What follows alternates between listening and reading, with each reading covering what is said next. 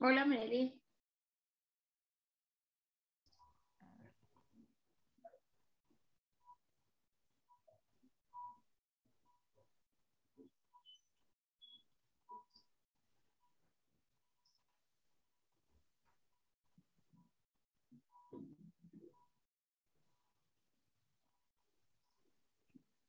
Clau, descargaste la presentación. Ahí está iniciando la presentación. Por eso la descargaste. No, está bien en internet. Ah, bueno.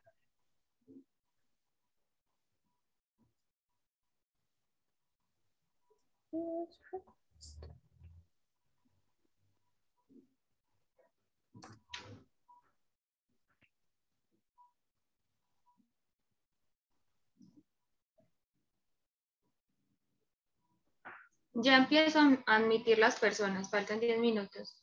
Sí. Bueno, no esperemos hasta las faltando 5.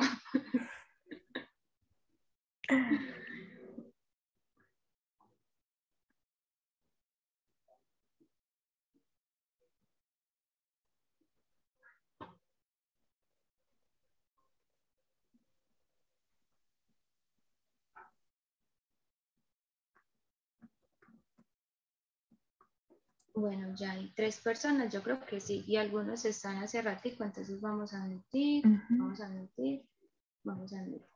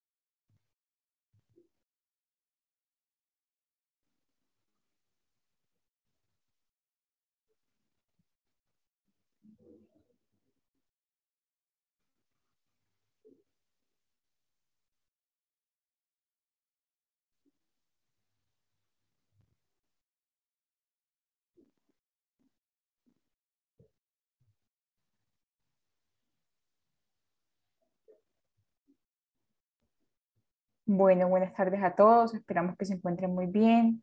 En 5 minutos daremos inicio al webinar para tratar de que otras personas se conecten y no se lo pierdan. Así que ya casi empezamos.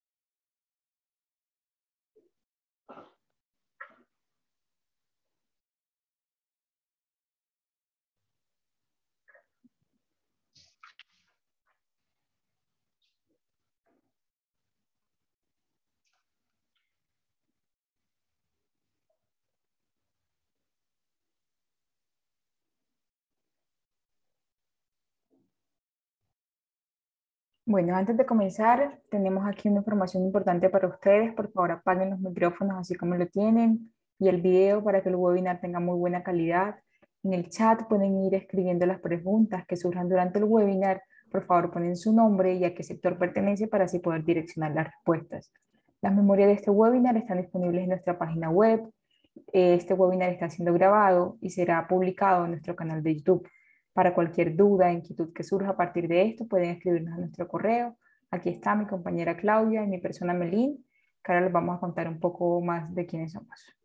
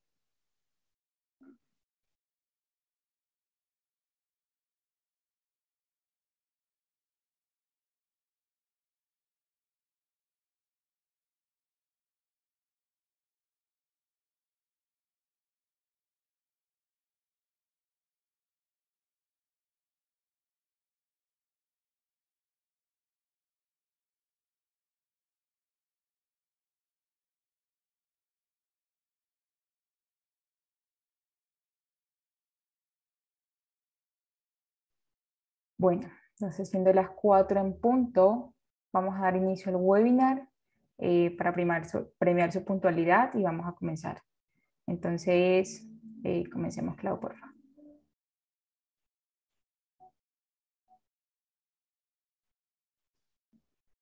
Listo. Dale la siguiente, Clau, por favor. Vale.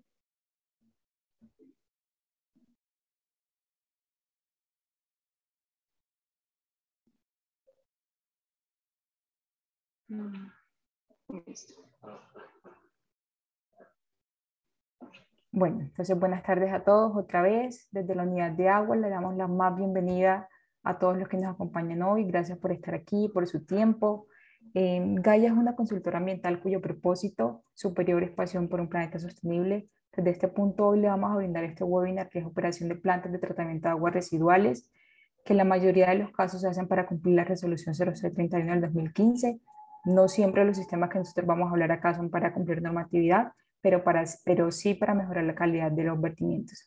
Entonces sabemos que es un tema denso que depende de muchos factores, depende de la calidad del agua, de la carga contaminante. Entonces por eso, por tal razón, no nos vamos a enfocar en cada uno de estos sistemas, sino que vamos a hablar de manera general de las operaciones y de las recomendaciones desde nuestra experiencia.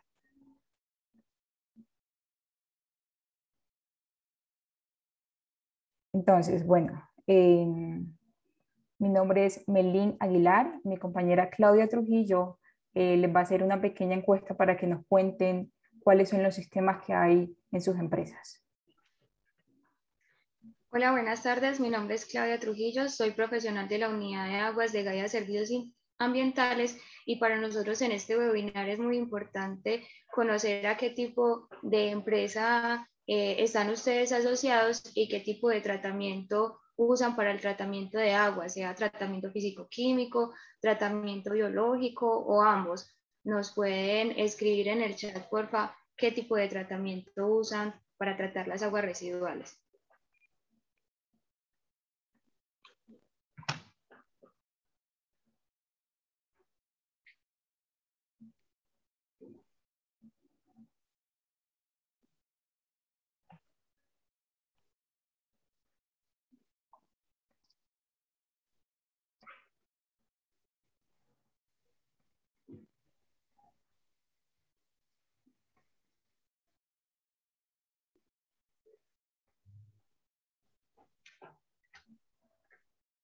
Bueno, entonces comencemos.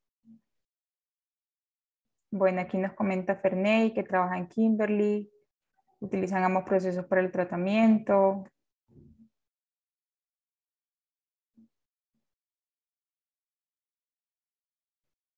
Nos habla Luz Quintero, también.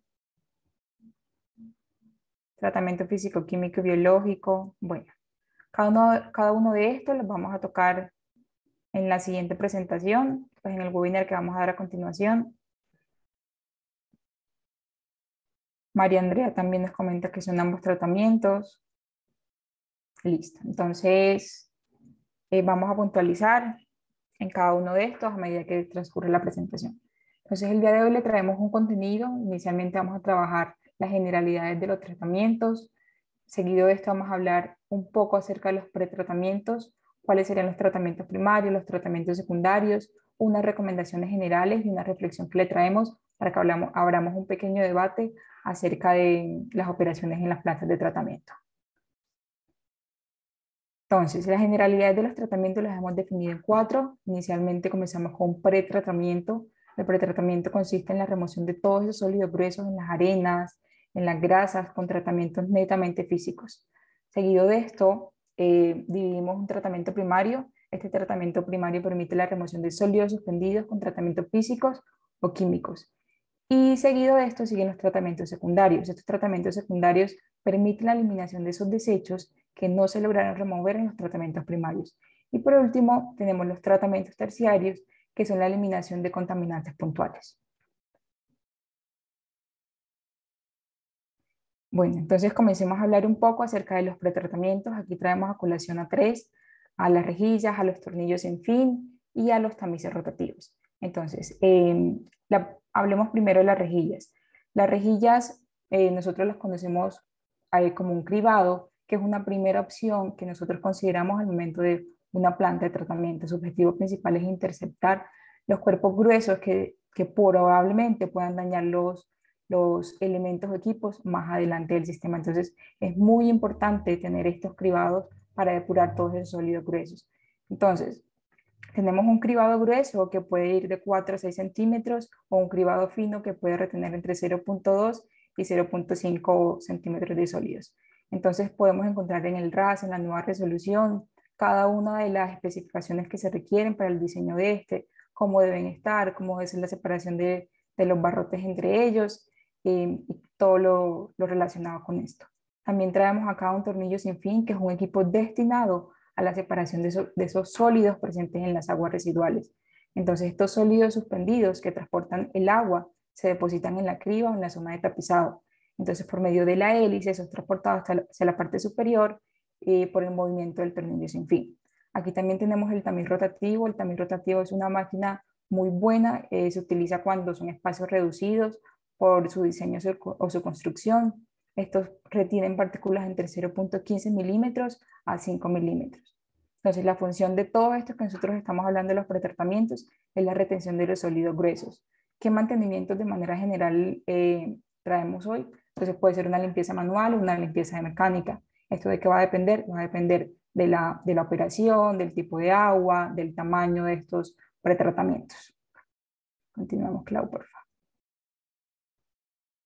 Bueno, el segundo pretratamiento que traemos acá son los desarenadores. Este es un excelente sistema para la reducción de todos esos sólidos que pueden ocasionar daños en las tuberías o obstrucción en los canales, en los conductos. Entonces, es sumamente importante porque permite la retención de todos estos sólidos. Se recomienda realizar 2 desarenadores, miren como observamos en la imagen, para que el mantenimiento sea mucho más fácil. Entonces, los desarenadores con un caudal inferior de 50 litros por segundo pueden ser limpiados de manera manual y con un caudal mayor de 150 litros por segundo se recomienda una limpieza mecánica. Entonces, en operación normal, lo que nosotros proponemos es una medición que se lleva un control de cuál es la acumulación de estos sólidos que se están presentando. Debe haber un aislamiento o sacarlo a mantenimiento del desarenador cuando la arena ocupe 2/3 del volumen de este. Entonces, ¿qué se debe hacer? Se inserta un tubo o un palo y podemos ver cuál es el volumen de esto. Entonces, ya si supera el 2/3 de este volumen, entonces debe hacerse una remoción de esta arena. Es importante que llevemos una bitácora de cada cuánto se está haciendo el mantenimiento y todo esto para que llevemos el control de nuestra operación. Entonces, es importante hacer el mantenimiento de todos estos tipos. También tenemos las trampas de grasa. Las trampas de grasas son unos pequeños tanques de flotación que permiten la separación de la grasa. La grasa, cuando está en procesos de separación, lo que hace es por menor densidad llega a la superficie para que se pueda remover de manera libre. Y el agua clara, como lo vemos en la primera imagen, es transportada por la parte inferior libre de grasa o con menos carga de grasa.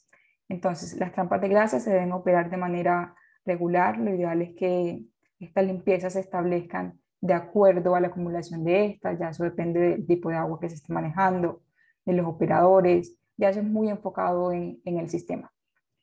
También la limpieza esta puede ser de manera manual o de manera mecánica, dependiendo del tamaño. Otro procedimiento que tenemos es el tanque de homogenización. Este tanque de homogenización e igualación lo que nos cumple la función es de igualar cargas o igualar caudales. Es muy importante que al momento de operar un sistema se igualen las cargas y se igualen los caudales para así tener un agua constante.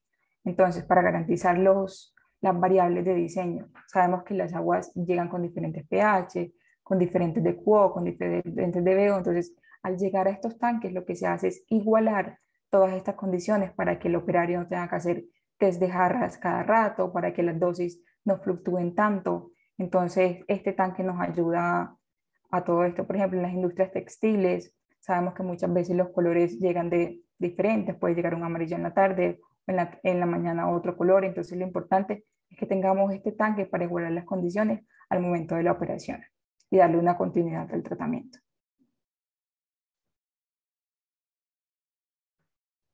Bueno, la limpieza de este tanque corresponde a un mantenimiento. Si tiene un sistema de mezcla, entonces limpiar el motor reductor o lavar el tanque, permitir el acceso a este por el manjón lateral o superior, hacer la limpieza de este para evitar que se acumulen los sólidos.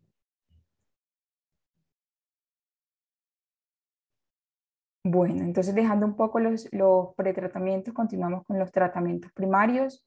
Aquí estos también se encargan de eliminación de sólidos suspendidos y vamos a hablar de 4, de la sedimentación, de la flotación, de la coagulación, floculación y de la filtración. Comencemos con el primero, que es la sedimentación.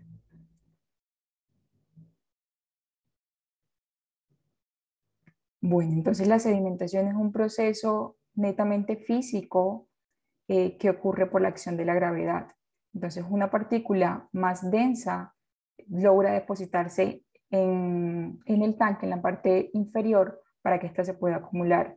Entonces, como vemos aquí en la imagen, estos sedimentadores permiten la eliminación de partículas en el orden de 1 a 10 micras. O cuando tenemos sólidos suspendidos, estos logran remover el 0,2% de estos sólidos. Entonces los sedimentadores se utilizan para separar esas partículas dispersas de un líquido en la que por diferencias de densidades las partículas sólidas y el líquido logran separarse. Dale, Clau.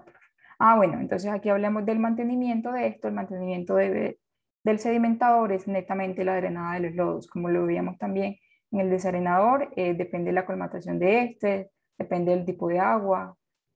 Bueno, entonces continuemos con la coagulación, floculación. La coagulación, floculación, entonces ya aquí entraría un proceso químico.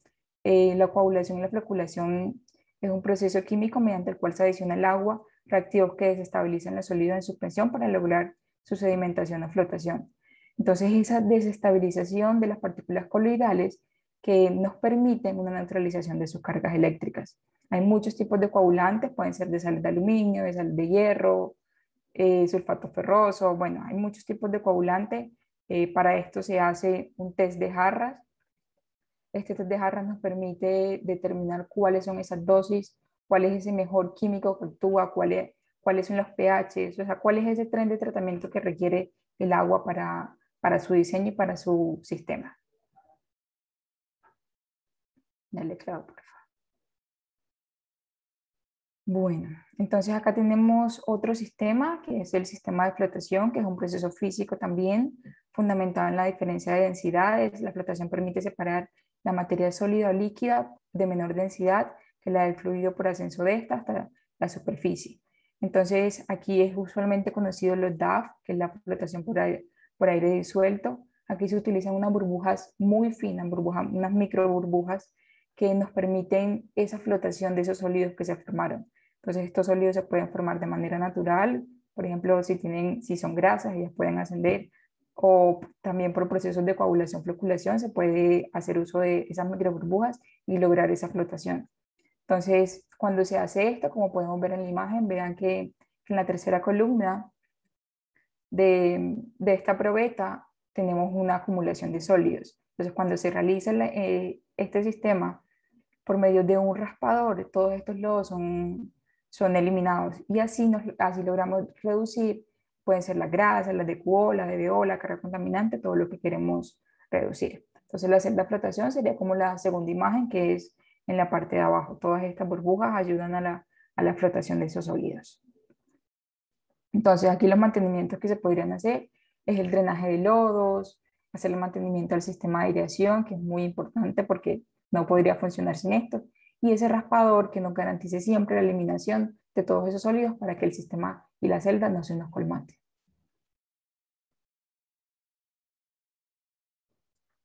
Y por último, en los tratamientos primarios tenemos el sistema de filtración, que es una operación en la que se hace pasar el agua a través de un medio poroso, con el objetivo de retener la mayor cantidad posible de materia en suspensión. Bueno, entonces en estos sistemas de filtración, ya eso depende de los ensayos que se hacen en el laboratorio. Entonces medios porosos pueden ser de carbón activado, de antracita, de zeolita. Bueno, hay muchos lechos porosos que se pueden utilizar.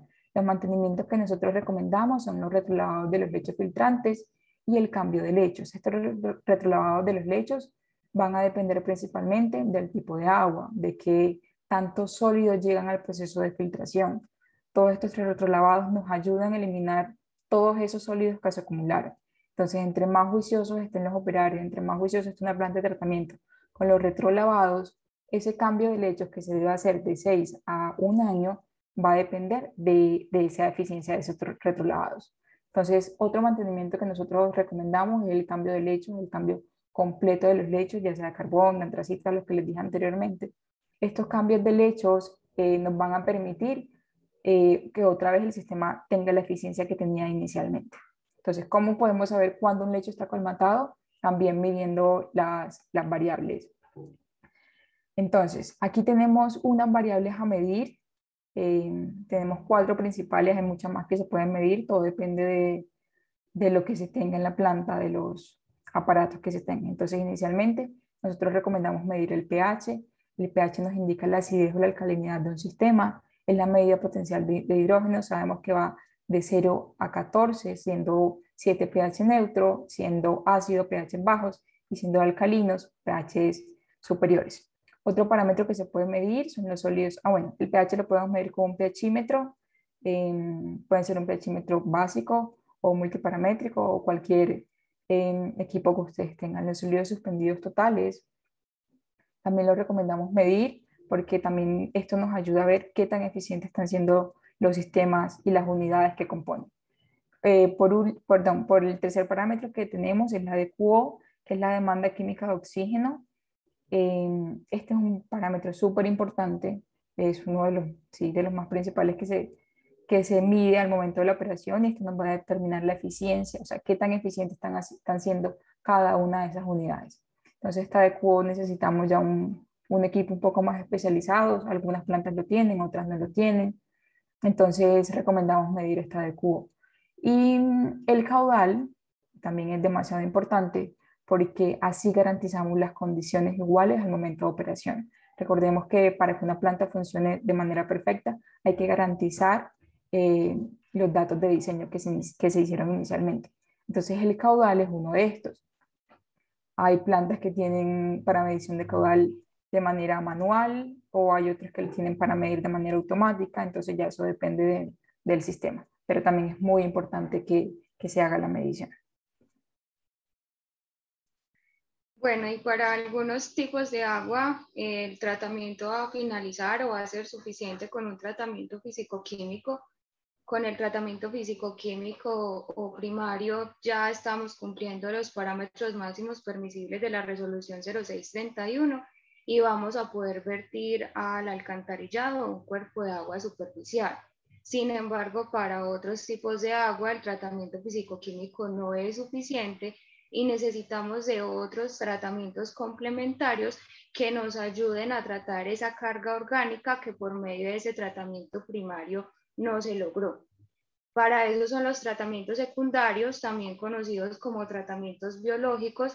En este ya no usamos químicos, no vamos a usar coagulantes y floculantes, sino que van a ser los microorganismos, principalmente las bacterias. También vamos a poder tener protozoos en nuestro sistema de tratamiento o algunos invertebrados inferiores, pero son estos microorganismos los que nos van a hacer ese tratamiento y son ellos a los que nosotros les vamos a dar esas condiciones para que puedan vivir, para que puedan reproducir y finalmente pues para que puedan comer y tratar el agua que nosotros necesitamos. Entonces, en estos tratamientos los microorganismos hacen el tratamiento de la carga orgánica contaminante que tiene el agua, que puede estar coloidal o diluida. ¿Cómo así que diluida?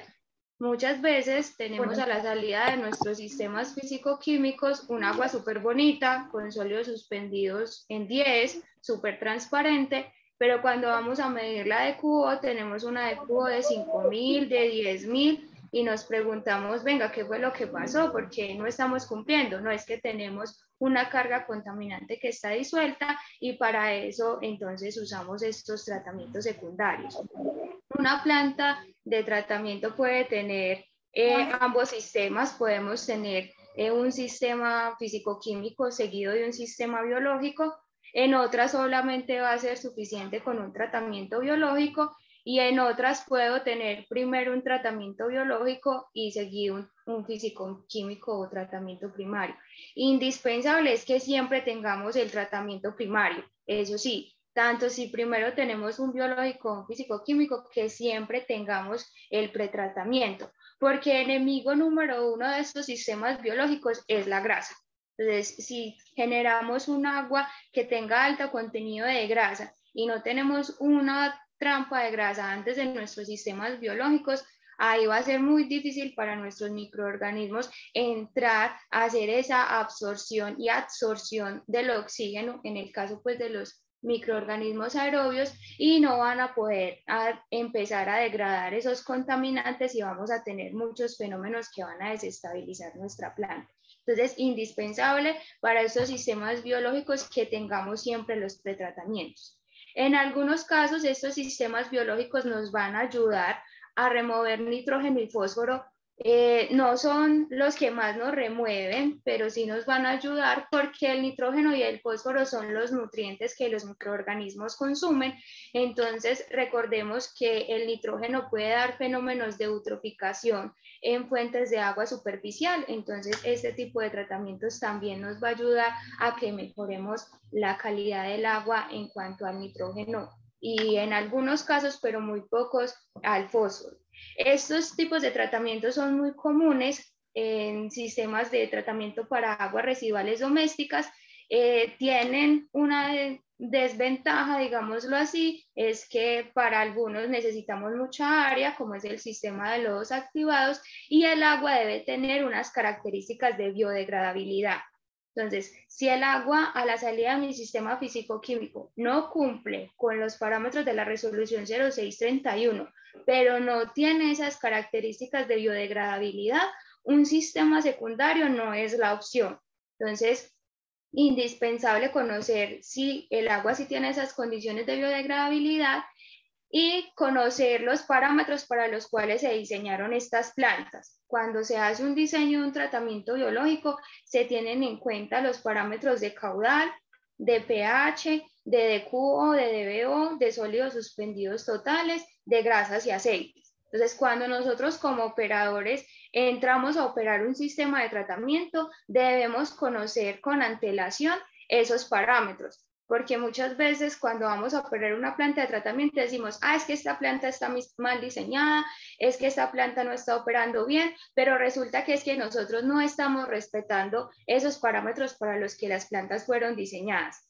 Por decir, yo tengo una planta cuyo caudal de diseño es 1 litro por segundo y se diseñó antes de que el proceso productivo cambiara, por ejemplo, y ahora yo estoy produciendo mucha más agua, pero le metí a mi planta 2 litros por segundo. Entonces ahí yo no estoy respetando los parámetros de diseño y estoy cambiando los tiempos de retención. Entonces, muy importante conocer esos parámetros para los cuales las plantas fueron diseñadas.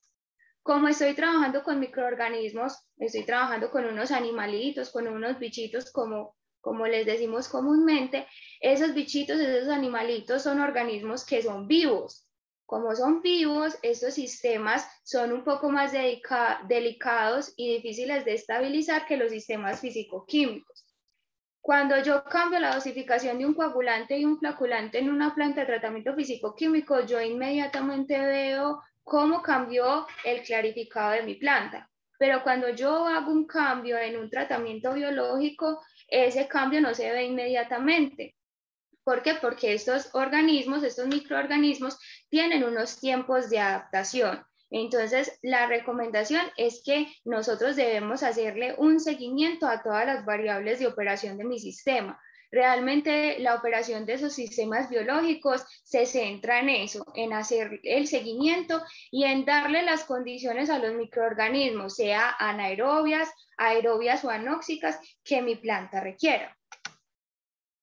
Hoy vamos a hablar pues en un modo muy general de dos tipos de tratamientos, del tratamiento anaerobio y del tratamiento aerobio, porque son los más comunes que vemos en las plantas de tratamiento que tenemos en Colombia.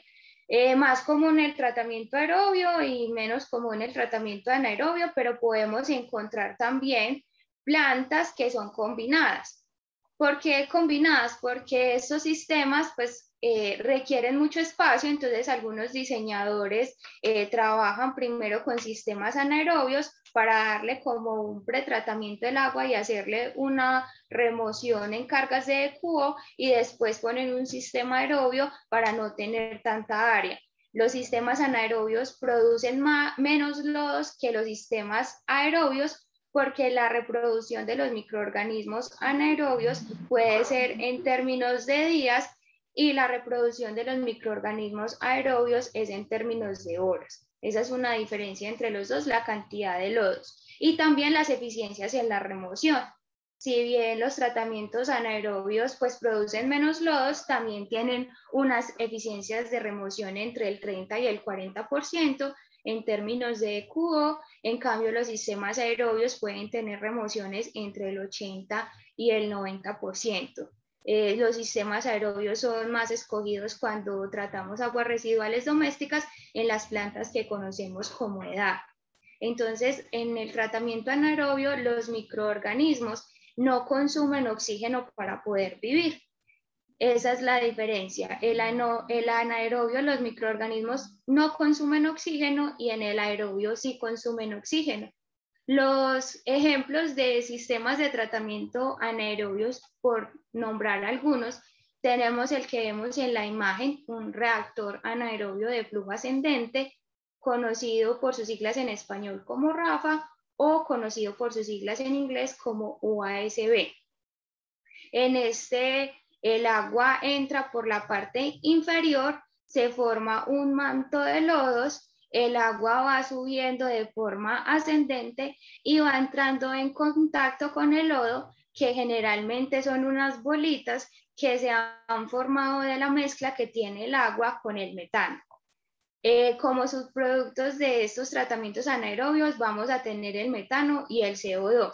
Entonces, este reactor USB tiene una campana, en esa campana el agua va pasando y el lodo va haciendo un movimiento ascendente y descendente y ahí se van formando como unas pelotitas.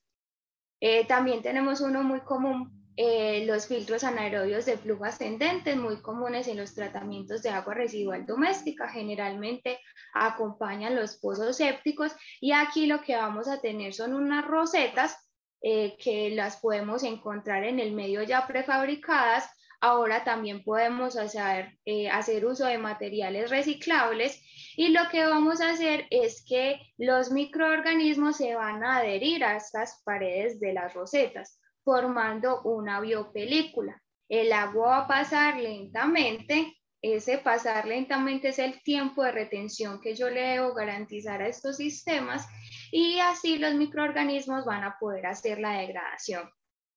Acá los mantenimientos consisten en las purgas de lodos. Esas purgas de lodos se determinan en los diseños de mi planta y a raíz de los seguimientos de ciertas variables que yo le hago, como son los sólidos suspendidos volátiles, los sólidos sedimentables y los sólidos totales. Y pues estar pendiente de que si yo tengo un reactor o un filtro alimentado por un sistema de bombeo, pues hacerle los mantenimientos preventivos, ojalá preventivos y nunca correctivos, a las bombas que nos van a alimentar nuestros sistemas, porque es muy importante que el agua no se quede estancada en los tratamientos biológicos, que siempre le demos continuidad. Así muchas plantas de tratamiento se diseñen a futuro y los caudales de entrada al principio sean menores, yo siempre debo garantizarle un flujo continuo de ese caudal de agua. Los tratamientos anaerobios tienen una digestión anaerobia que pasa por diferentes etapas. Los microorganismos realmente hacen el tratamiento del agua a través de la membrana celular. Ellos hacen unas etapas para poder tratar el agua. La primera etapa es una etapa de hidrólisis. Resulta que nuestras aguas contienen proteínas, carbohidratos, lípidos, que son unas moléculas carbonadas grandes, complejas, y los microorganismos no pueden asimilar esas moléculas tan grandes de una. Entonces ellos hacen unos procesos de hidrólisis en los cuales cogen esas cadenas carbonadas y lo que hacen es como si tuvieran unas tijeras, las cortan en pequeños pedacitos. Entonces yo tengo una molécula de 10 carbonos y en esta hidrólisis lo que voy a tener son 5 moléculas de 2 carbonos y así ellos más fácil lo van a asimilar en las etapas siguientes. Después de la hidrólisis vamos a tener una etapa de acidogénesis. Esta etapa es muy importante tenerla en cuenta. Ahorita se las voy a explicar un poquito más en una de las variables más importantes, hacerle seguimiento en este tipo de reactores, y aquí los microorganismos o en la degradación van a producir alcoholes y AGB. Esos AGB son los ácidos grasos volátiles. Muy importante, tengámoslo ahí presente. Luego vamos a tener una etapa de acetogénesis, luego vamos a tener una etapa de acetoclástica y la etapa de metanogénesis, donde se da la producción en mayor cantidad de metano y en otra proporción de CO2. ¿Qué variables son muy importantes para hacerle seguimiento? Aquí hay algunas, no están todas porque pues en este webinar tratamos de hacer como un repaso general sobre la operación de los sistemas de tratamiento. Vamos a tener que va a ser muy importante medir el pH. El pH en estos reactores de tipo anaerobio realmente son muy cercanos a la neutralidad. Se recomienda entre 6,5 y 8,5. ¿Por qué? Porque en este rango de pH es donde la mayor cantidad de microorganismos viven. Si bien hay microorganismos que pueden vivir a pHs de 4, hay otros que pueden vivir a pHs básicos. Para la mayoría de los microorganismos se inhibe su actividad metabólica si el pH está por debajo de este rango, y lo que a nosotros nos interesa en este tipo de sistemas es tener la mayor cantidad de microorganismos posibles. Entonces es muy importante tener siempre este rango de pH en mis tratamientos anaerobios. La alcalinidad del agua se refiere a esa capacidad que tiene el agua para neutralizar ácidos. ¿Cuáles ácidos? Esos ácidos orgánicos volátiles que se generaron en ese proceso de acidogénesis que los microorganismos hacen. Entonces, muchas veces cuando estamos estabilizando un reactor, el pH en mis reactores entra en 7, pero sale en 5. Ah, ¿qué pasó? Mi agua no tiene la suficiente alcalinidad para neutralizar esos ácidos grasos volátiles. Entonces, en muchos casos, yo debo aumentar el pH a la entrada del reactor anaerobio, del reactor USB, adicionando cal. Para algunos con cal es suficiente, para otros puedo hacer una mezcla de cal y bicarbonato de sodio para generar una solución tampón o una solución buffer para poder hacer la neutralización de esos ácidos grasos volátiles. Si yo no hago esa neutralización, puedo desestabilizar mi reactor, y la desestabilización de un reactor anaerobio y aerobio, pero más que todo anaerobio, es muy demorada. Yo puedo estar hablando de meses hasta años para poder estabilizar un sistema anaerobio. Cuando a mí se me desestabiliza mi reactor, yo puedo tener varios caminos. Una es dejar que la biomasa, es decir, que los microorganismos se reproduzcan solos, y en un término de varios meses voy a tener una biomasa nuevamente estabilizada. Pero eso puede hacer que aumenten los costos porque voy a tener que disponer el agua, porque mi agua no va a estar cumpliendo, entonces no la puedo vertir. O también lo que puedo hacer es inocular microorganismos de otra planta. Entonces, a veces estas plantas de tratamiento pues también se convierten en un negocio para las personas, para las empresas que las tienen, porque pueden vender sus lodos, sobre todo esos lodos de tipo anaerobio que no es muy común conseguirlos. O también puedo hacer inoculación de enzimas o microorganismos que los venden, que los hacen en los laboratorios. También puedo comprar microorganismos para hacer la inoculación, pero todo esto toma tiempo. Estabilizar un reactor de estos toma tiempo. Entonces, importante hacerle ese seguimiento al pH, evaluar si es necesario hacer la dosificación de cal y bicarbonato o solamente cal. La DQO es una variable que en todos los sistemas de tratamiento de agua nos va a dar un índice de la eficiencia que está teniendo mi reactor. Si mi reactor fue diseñado para una DQO de 5000 y con un 50% de remoción, pues yo esperaría la salida del reactor una DQO de 2500. Si después al principio en el proceso de estabilización es normal que yo no tenga esos porcentajes de remoción, puesto que apenas está creciendo los microorganismos y se está estabilizando el lodo.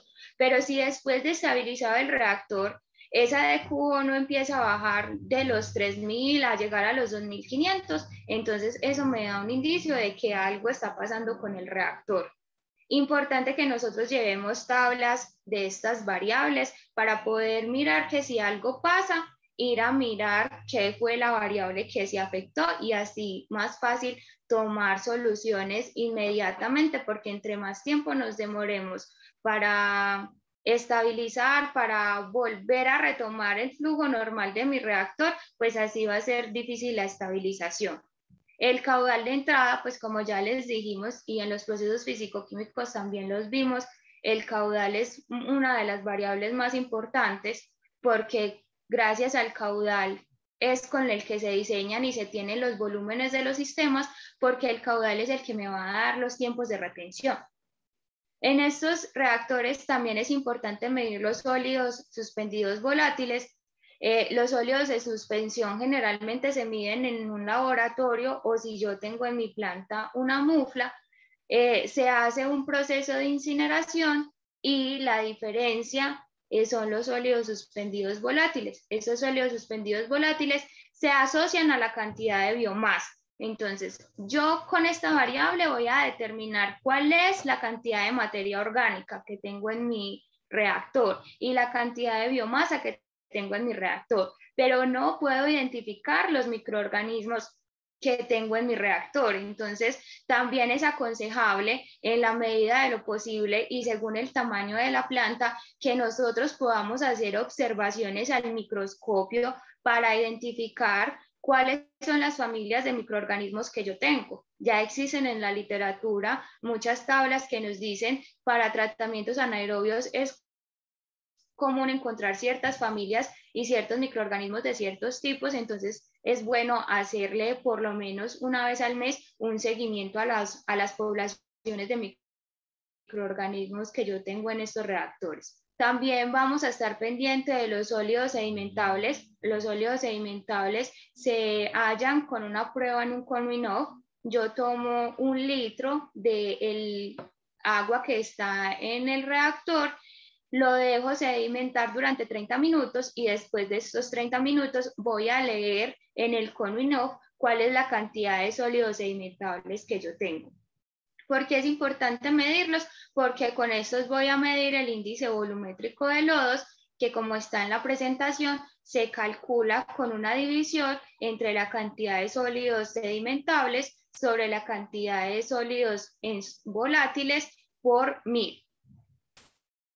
Y también vamos a hacer seguimiento a la DBO, puesto que la DBO es un poquito más difícil que medir que la de QO, porque es más fácil que nosotros tengamos un colorímetro y un termorreactor en la PETAR, pero también es importante medir la DBO siquiera una vez al mes, enviarla a un laboratorio para hacer ese chequeo de que sí haya remoción.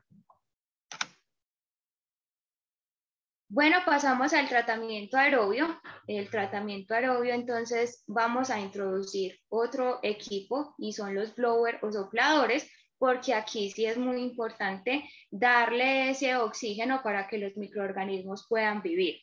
Aquí tenemos 3 ejemplos de sistemas de tratamiento aerobio. Vamos a tener el más común de todos, los lodos activados. También vamos a tener bioreactores de membrana y bioreactores de lecho móvil. A grosso modo, ¿cuál es la diferencia entre cada uno? Realmente el principio es el mismo. Para todos 3 nosotros vamos a necesitar oxígeno, porque en los sistemas aerobios eso es primordial, y vamos a tener una zona donde va a haber una separación del lodo formado del clarificado. Entonces, en el sistema de lodos activados tenemos un reactor con aire comprimido y un sedimentador o clarificador. En el sistema de membranas no vamos a tener ese sedimentador, sino que vamos a tener unas membranas generalmente de microfiltración o ultrafiltración.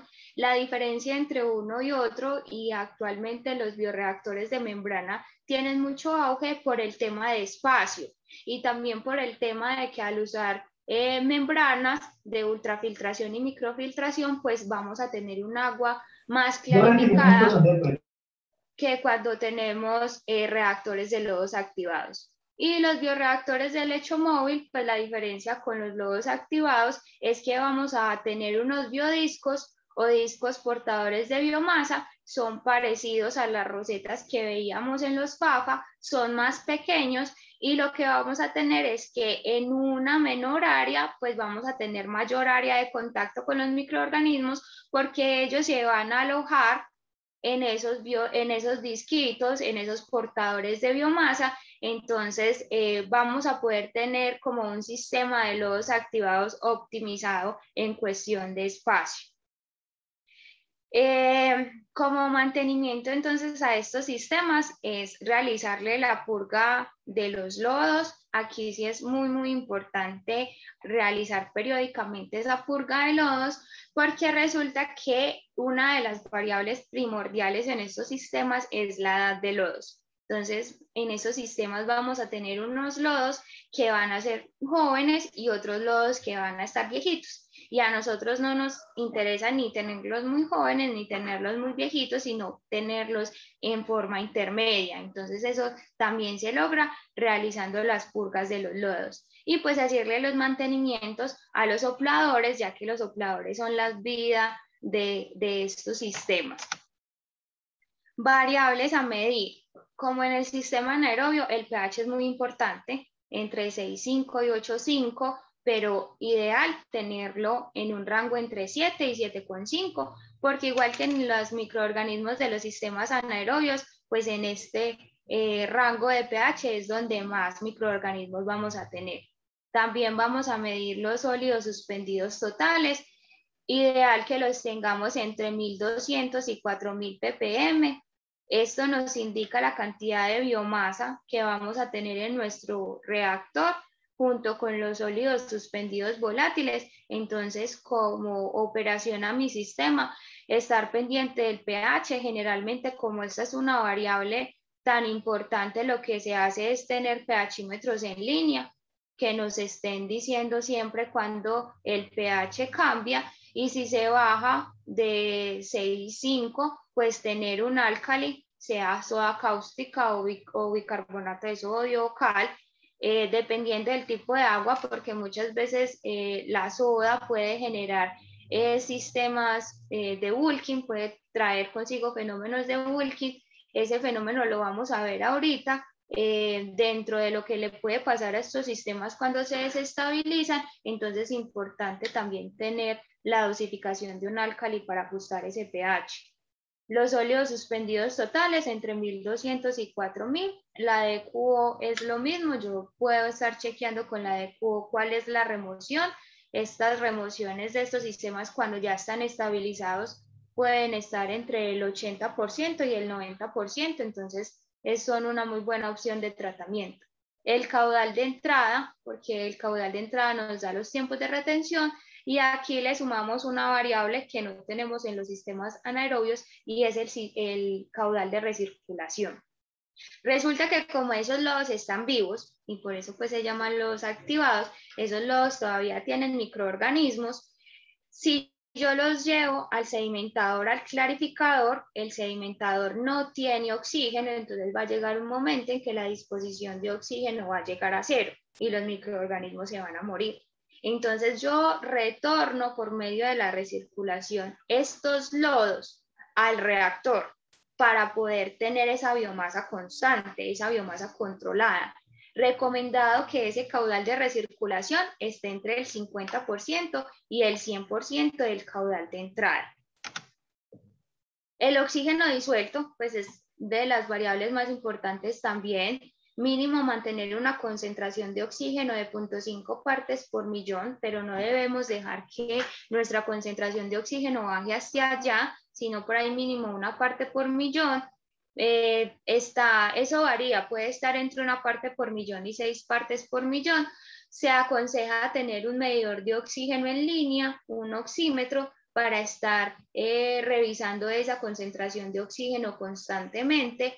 Ahí juega también el tema de los tiempos de apagado y de encendido de los reactores. Podemos tener en algunas plantas medidores de oxígeno en línea. Cuando la concentración de oxígeno llegue a 5 partes por millón, el blower se apaga, y cuando baje a 1 parte por millón, el blower vuelve y se prende. Entonces no vamos a tener los blowers totalmente todo el tiempo prendidos, consumiendo energía que no es necesaria. Los sólidos sedimentables es lo mismo que los sólidos. Cuando se los expliqué para los reactores anaerobios, se miden de la misma manera con el cono INOV, y aquí también vamos a hacer la medición del índice volumétrico de lodos por lo menos 1 vez a la semana. ¿Por qué? Porque es que este índice volumétrico de lodos en los reactores aerobios se convierten en el indicador de cuándo yo debo purgar.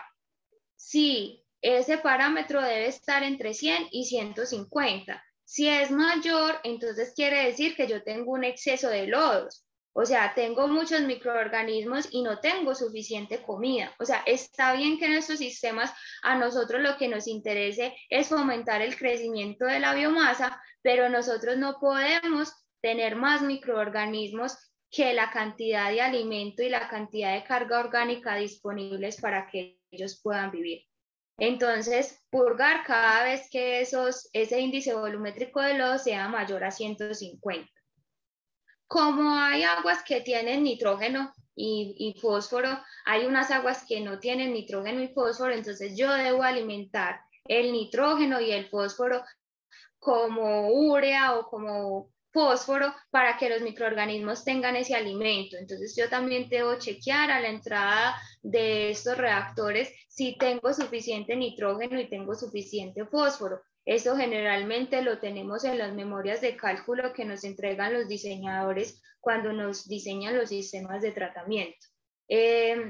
Esta relación de alimento es la que está ahí en la presentación. Se recomienda por cada 100 partes de DQO tener 5 de nitrógeno y 1 de fósforo. La DBO también es muy importante que la estemos chequeando, mandándola al laboratorio para hacer la medición. Hay otros parámetros, otras variables en la operación que no son unas variables cuantitativas, sino que son unas variables cualitativas, pero que también me van a indicar si mi reactor está trabajando bien o no está trabajando bien. Por ejemplo, el color del lodo. Un lodo joven tiene un color de un café muy clarito, un lodo viejo tiene un color muy negro, y a mí no me interesa ninguno de los dos. Él debe ser un color más bien marrón y se debe compactar bien cuando yo hago la prueba de los sólidos sedimentables. La espuma también está asociada a los lodos y a las grasas. Cuando tengo una espuma blanca, quiere decir que el sistema está estabilizándose, está asociado a un lodo joven o a que algún parámetro cambió y el sistema se está volviendo a estabilizar. Para controlar la espuma yo puedo usar antiespumantes, no muy recomendados pues porque aumentan el costo del tratamiento, y también si son sintéticos porque aportan DQO al agua. Y también puedo, para controlar la espuma, colocar aspersores de neblina. Eso nos ayuda mucho a controlar esa espuma que tenemos en el reactor. Si observamos algas en los sedimentadores, también es una señal de que nuestro sistema no está estabilizado y que algo pasó. Si observamos burbujeo o acumulación de sólidos o turbulencia, los sedimentadores realmente no tienen por qué tener turbulencia, porque yo lo que necesito es que el agua esté con una retención adecuada, pase muy lentamente para poder hacer esa separación de los lodos. El clarificado de estos sistemas es más bien claro. El aspecto del lodo está asociado pues, al color, lo que les decía ahorita. Nosotros no necesitamos lodos que sean muy esponjosos. Realmente necesitamos un lodo que se compacte rápidamente en la prueba de sedimentación, un lodo de un color marrón, ni muy clarito ni muy oscuro. Y en estos sistemas, como vamos a tener aireación, no debe oler feo. O sea, yo no debo ir a una planta y decir, ay, que esta planta huele muy feo. No, no. Ese olor en las plantas nos indica que algo está sucediendo. Y más si tenemos un olor a ácido sulfídrico, que es un olor como a huevo podrido, eso nos indica que algo está pasando y que debemos revisar las variables que tenemos en nuestro reactor. Bueno, entonces, una vez analizado cada uno de los sistemas que les hablamos, recuerde que fue el pretratamiento, el tratamiento primario y el tratamiento secundario. Entonces, hablemos de manera general acerca de los mantenimientos. Entonces, aquí les traemos dos, serían un mantenimiento preventivo y un mantenimiento correctivo. Lo preventivo es lo que nosotros siempre recomendamos, o sea, la idea es prevenir antes de que en realidad tengamos que hacer un mantenimiento correctivo. Entonces, los mantenimientos preventivos consisten en detectar y prevenir cualquier inconveniente que se presente en el sistema. Entonces, estos preventivos nosotros debemos asociarlos al plan de mantenimiento de cada empresa para que periódicamente se hagan cada una de estas revisiones para evitar que los equipos se dañen, que ese sería el mantenimiento correctivo. Entonces, el mantenimiento correctivo hace referencia cuando ya se tiene que corregir, cuando el equipo está dañado, cuando el equipo no funciona. Entonces, ¿qué tenemos que hacer? Mandarlo a mantenimiento para que este se sustituya y es demasiado importante esos equipos para que pueda funcionar el sistema. Entonces aquí nosotros les traemos una periodicidad que nosotros recomendamos en nuestros sistemas. Entonces los equipos eléctricos recomendamos una periodicidad de cada 3 meses para hacerle revisión de estos. Entonces, ¿quiénes tienen que hacer esto? El personal eléctrico encargado de cada uno de los equipos del sistema. ¿Para qué tipos de tratamiento aplicarían? Aplicarían para todos los equipos, para todos los sistemas de tratamiento. Los cambios de lecho filtrante los recomendamos entre 6 meses y un año. Esto de que va a depender de la eficiencia. ¿Se acuerdan cuando vimos el sistema de filtración? De qué tan juiciosos fuimos con los retrolavados. Si fuimos muy juiciosos, probablemente los lechos filtrantes no se colmaten tan rápido y no requieran un cambio. Entonces recomendamos de 6 meses a un año. ¿Quién tiene que hacer esto? Puede ser el personal capacitado para hacer el mantenimiento de estos. ¿En dónde se realiza? ¿En qué tipo de procesos? En los procesos de filtración. Y por último tenemos los lavados de tanques. Entonces los lavados de tanques también serían 6 meses, un año, y este sería el personal capacitado que tenga los cursos referentes para que puedan realizar esta actividad. Y lo ideal es que el lavado de tanques se realice en cada uno de los sistemas donde existan estos tanques. Bueno, entonces aquí tenemos también otras recomendaciones generales de operación. Lo primero que recomendamos son unas bitácoras que se deben realizar de manera diaria para verificar cada una de las actividades y las acciones que se realizaron durante ese día. Entonces, en estas bitácoras que puede existir la calidad del agua, si varió, si no varió, algún suceso que pudo haber pasado para yo tener en cuenta al momento de analizar el funcionamiento de mi sistema. Entonces, ¿cuáles fueron los análisis que se realizaron? Es muy importante que se midan cada una de las variables que nosotros les recomendamos durante el webinar para que se lleve el control, para que el sistema sea muy eficiente. Entonces, una vez establecidos los análisis, también debemos llevar un control de la calibración de los equipos para poder garantizar que en realidad esos parámetros sí se estén tomando de la manera adecuada. También el consumo de productos químicos, esto es sumamente importante porque dependiendo de esto, así vamos a saber el costo de nuestra operación, porque varió. Si la calidad del agua llegó un poco más cargada o llegó menos cargada, entonces este consumo de estos productos químicos no determinan el costo de operación, el costo por metro cúbico o el momento o el costo cual se esté evaluando. Y por último, unas observaciones generales que las debe hacer el operador de cómo en realidad estuvo el sistema. Entonces ahora a continuación les vamos a presentar unas tablas que nosotros tenemos, que nosotros también entregamos al momento de la operación del sistema, para que estas tablas se puedan llevar y puedan ser firmadas y ser llenadas por cada uno de las personas. Entonces aquí tenemos, dependiendo del tipo de agua, si es de agua lluvias o si es de agua de reuso, si es agua doméstica o agua industrial. Entonces, para no hacer tanto énfasis en esos, nos las pueden pedir, nos las pueden solicitar y nosotros con mucho gusto se las enviamos. También recomendamos leer frecuentemente el manual de operación. Recuerde que este es el manual fundamental de la planta. Aquí conocemos cada uno de los procesos que se realizan, que se deben realizar al momento de la operación, la frecuencia, la periodicidad. Entonces es sumamente importante que estos manuales de operación estén dentro de la planta, que no solamente se queden en los computadores, sino que sean impresos, que sean leídos por cada uno de los operarios que estén manipulando el sistema. Capacitación a personal de operación. Es sumamente importante que se capacite constantemente a los operarios. En muchas empresas hay operarios que son rotativos o que tienen que hacer varias funciones al mismo tiempo. Entonces es sumamente importante que se garantice esa estandarización de todos los conocimientos. No es como operario va a hacer algo de una manera y el otro va a hacer de otra manera porque eso puede afectar el proceso.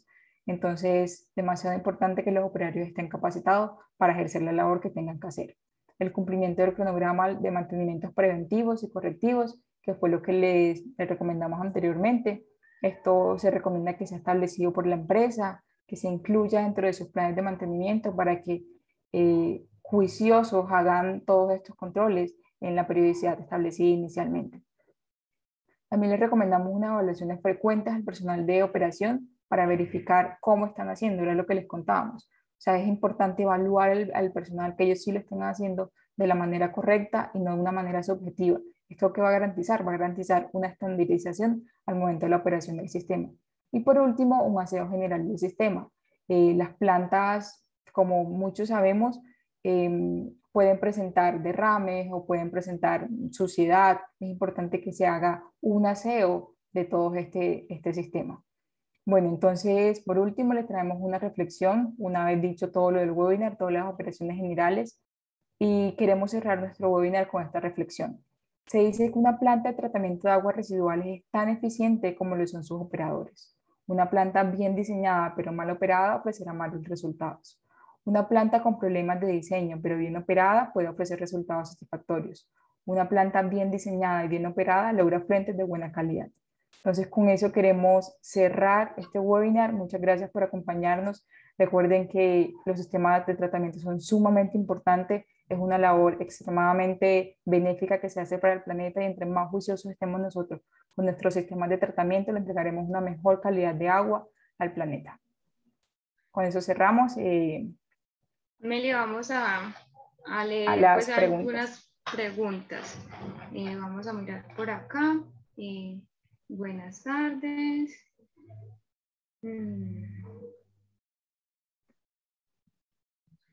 Bueno, dice, ¿recomiendas el tema de bacterias para trampas de grasa? Bueno, yo respondo esa pregunta. Sí, es recomendable porque nos ayudan a hacer un pretratamiento, a digerir algunas de esas grasas.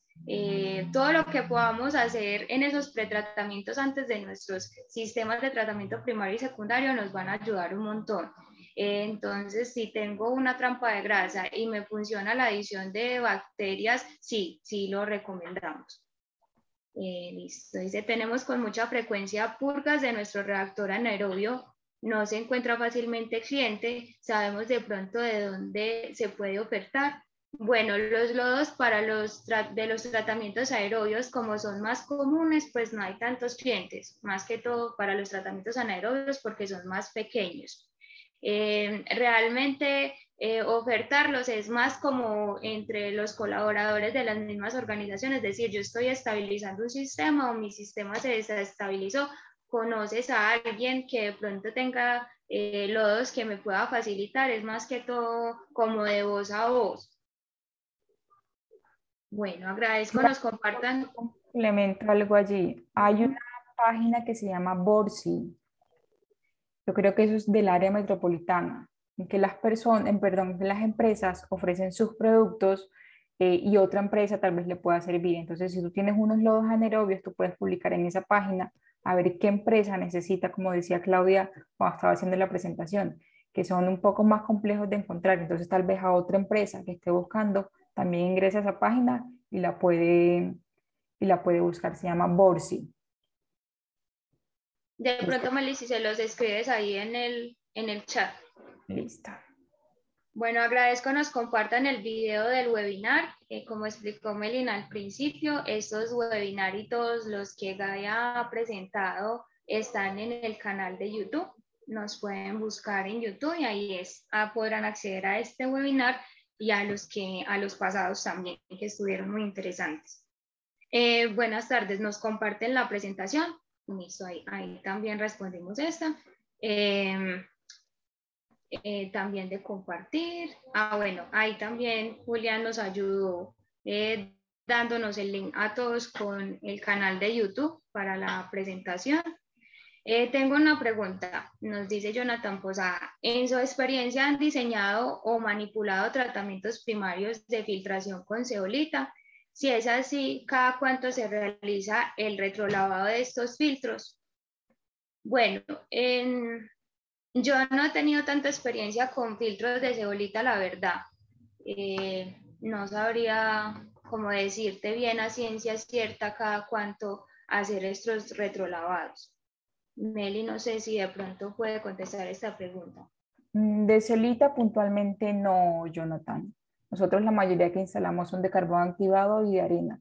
Nosotros inicialmente le recomendamos hacer un lavado diario dependiendo del tamaño del filtro, porque usualmente se hace con agua potable estos lavados para que se logren sacar todos esos sólidos. Entonces, dependiendo del tamaño del filtro, se recomienda hacerlo diario. Si ya los filtros demandan mucha agua, entonces ya ahí comenzamos a analizar cada cuánto se tiene que hacer la frecuencia. Otra vez, o sea, nosotros hacemos las recomendaciones de manera teórica, pero durante el arranque y durante el proceso de operación es que en realidad se determina cada cuánto se debe hacer. Entonces, lo recomendable es hacerlo diario, pero esto también va a depender de qué tan juiciosos somos con el tratamiento, de qué tanto sólido retienen esos filtros, porque en la mayoría de los sistemas esos filtros funcionan como un sistema de pulimiento. Entonces, es muy importante que todo ese proceso anterior esté muy juicioso para que no tenga tanta carga de sólidos los filtros al final.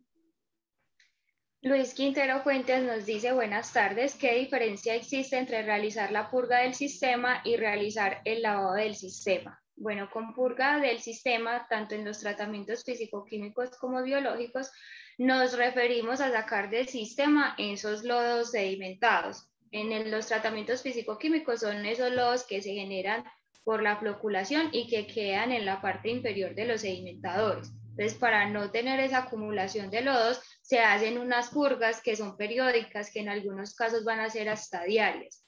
En los sistemas biológicos, como hay una cantidad de microorganismos que se están muriendo, otros que están naciendo, yo debo mantener una cantidad de microorganismos estables, entonces cuando el índice volumétrico de lodos es superior a 150, yo hago una purga de lodos. El lavado no se usa tanto para los sistemas biológicos, puesto que, como les decía, es complicado hacer la estabilización, entonces yo no estoy sacando el agua y el lodo para limpiar el reactor. Más que todo es para los procesos físico-químicos o cuando yo ya voy a hacer un mantenimiento en los difusores, por ejemplo, de los reactores, que ahí sí pues toca drenar el reactor, lavarlo, pero el lavarlo nos referíamos más que todo a esa limpieza que hacemos mecánica en la parte de afuera del reactor o cuando tenemos sistemas físico-químicos que muchas veces los lodos de la floculación se quedan en las paredes de los sedimentadores y después de mucho tiempo, como se quedan adheridas, entonces se van arrastrando lodos. Entonces nos referimos más que todo a hacer ese lavado. Diego Pérez nos pregunta qué equipos son los más recomendables para realizar mediciones in situ en las plantas. ¿Recomiendas comprar equipos multiparamétricos o equipos independientes para monitorear cada parámetro? Bueno, en la experiencia y en las plantas que nosotros tenemos montadas, los pHímetros sí los tenemos independientes porque la idea es que se hagan en línea y nos interesa medir el pH. En algunos casos, algunos sí utilizan pH y conductividad. Realmente eso depende del diseñador. Nosotros, por ejemplo, los tenemos separados. Tenemos pHímetros y sensores de oxígeno separados, no multiparamétricos. Multiparamétricos cuando hacemos mediciones en campo, que no están en línea. En los procesos en línea, pues yo sí te recomiendo sistemas independientes y en mediciones en campo, sí, pues los multiparamétricos son muy buenos. ¿Qué obras civiles o hidráulicas complementarias recomiendan antes que las aguas residuales domésticas ingresen al sistema de tratamiento? Ejemplo, si se tienen casino de restaurantes, lavanderías, duchas y sanitarios. Recomendamos todas las que Meli habló en el pretratamiento. O sea, si hay arena, recomendamos desarenadores y más que todo en sistemas de aguas domésticas, pues uno tira papeles, servilletas, todo se va por ahí, entonces el cribado es fundamental. O sea, el cribado realmente es fundamental en cualquier tipo de tratamiento, sea primario o secundario, y ya pues si tengo casino, los casinos me van a generar muchos sólidos flotantes, muchas grasas de los aceites, entonces recomendamos tener trampas de grasa siempre antes de los tratamientos físico-químicos y biológicos, porque es que las grasas nos inhiben el actuar de los coagulantes y también nos inhiben a los microorganismos. Entonces, importante siempre el cribado y la trampa de grasa. Y el tanque de homogenización, cuando miremos que tenemos picos de caudales o que nuestra agua es muy variable. Eso también es muy importante, ese tanque de homogenización ayuda muchísimo. María Paula García nos pregunta cuál sería el plan de acción a seguir cuando se detectan malos olores en una petar doméstica. Bueno, cuando se detectan malos olores, debemos asegurarnos primero de que esas variables a las que nosotros sugerimos hacerle seguimiento de QO, de BO, sólidos suspendidos, índice volumétrico de lodos, pH, hayan estado muy constantes a lo largo de todas las mediciones. Es importante, como decía Meli, seguir una bitácora de campo y tener unos formatos en los cuales nosotros como operadores consignemos todos esos valores. Generalmente el olor en una planta está asociado a que no hay una estabilización. Entonces, generalmente vamos a tener no solo olor, sino que también vamos a tener espuma. Entonces, ahí, ¿qué podemos hacer? Podemos comprar microorganismos para hacer la inoculación, podemos traerlos de otra parte, inocularlos o esperar, porque finalmente esos sistemas biológicos, pues los mismos microorganismos se van a encargar de estabilizarse en el tiempo. También los olores pueden ser causantes en una petar doméstica de que hay una deficiencia de oxígeno. Entonces, importante la calibración de los equipos.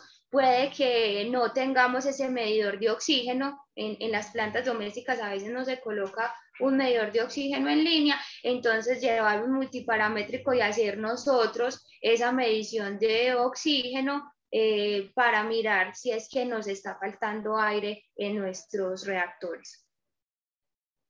Listo, muchas gracias. A esas eran todas las preguntas. Igual también están nuestros correos en la primera presentación que hizo Melín y cualquier duda que tengan y que hayan generado pues de este webinar, también estamos prestas a responderlas. Muchas gracias por asistir. Les agradecemos de verdad mucho que estuvieron acá y que fueron muy juiciosos y les auguramos muchos éxitos en el manejo y en la operación de su tratamiento de agua. Y por último, les queríamos hacer una consulta. ¿Qué temas les gustaría que habláramos en los próximos webinars de la unidad de agua? Nos pueden comentar en nuestras redes o aquí en el chat si desean para saber qué prepararles a la próxima. Sí, vamos a dejar abiertos 5 minuticos. Si quieren que ampliemos uno de los temas tratados el día de hoy, pues que fue muy general, si quieren que hagamos un webinar solo de los tratamientos físico-químicos o profundizar más sobre los sistemas biológicos o que hablemos sobre el agua, por ejemplo, y el calentamiento global, el tema que ustedes quisieran ver con nosotras en estas charlas, pues es muy importante para nosotros también saber qué es lo que quieren escuchar y qué tema quieren profundizar.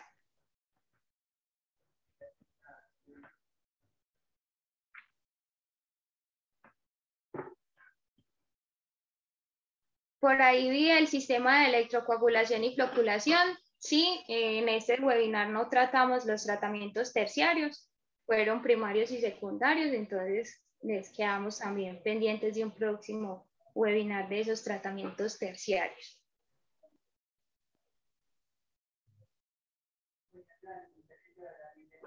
Listo.